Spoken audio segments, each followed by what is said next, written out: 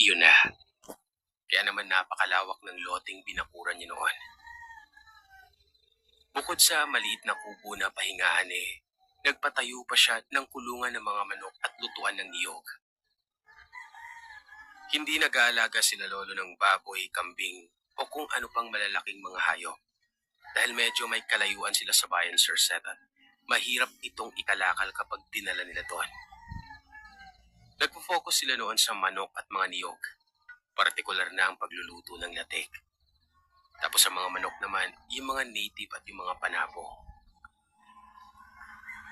Hanggang sa isang araw, nagulat si Lolo gawa ng may bigla na lamang dumating na bisita. Mag-asawa. May dala-dala itong mga bayong na ang laman ng bayong ay yung mga pote na walang laman.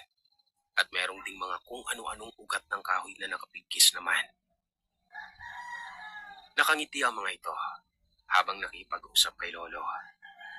Matapos magpakilala sa pangalang Romulo at Senya, ang sunod na tanong ng mga ito ay kung tumatanggap pa sila ng mga isda, kapalit ng produktong meron sila Lolo noon.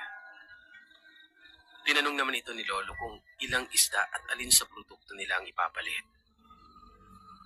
Walang pagdadalawang isip na sinabi ng mag-asawa na ito na ang hihingi nila ay yung langis ng niyog. Nakukuha kasi yung langis na ito, Sir Seth, kapag naglalatik ka. Sa mga marunong gumawa ng latik dyan, alam nyo naman na siguro yung proseso nito. Tapos bukod pa dito, pati umano dumi ng manok, yung purong dumi na hindi nahalos sa lupa. Tinanong ulit sila ni Lolo kung bakit kailangan nila ito. Ang sagot lamang ng mag-asawa ay pangpahid lang nila yung langis sa buhok ng mga apo nila. Dahil daw maraming lisa at puto. Tapos nagkakaroon pa ng mga kati-kati. At ang sa dumi naman ng manok ay ihahalo nila sa patabang ginagawa nila noon. Dahil sa napakarami naman ang naiimbak na langis nila Lolo noon. At yung iba ay bumabangit lang. At yung sa dumi naman ng manok hindi rin naman nila napapakinabangan. Pumayag ito. Sabi ng mag-asawa, babalik daw sila mga 4:00 ng hapon. Nang tanungin sila ni Lolo kung saan sila nakatira. Takang-taka si Lolo nang makita nilang ilang metro na ang layo ng mag-asawang ito. Ilang segundo lang namang nagtinginan si Lolo at Lola noon.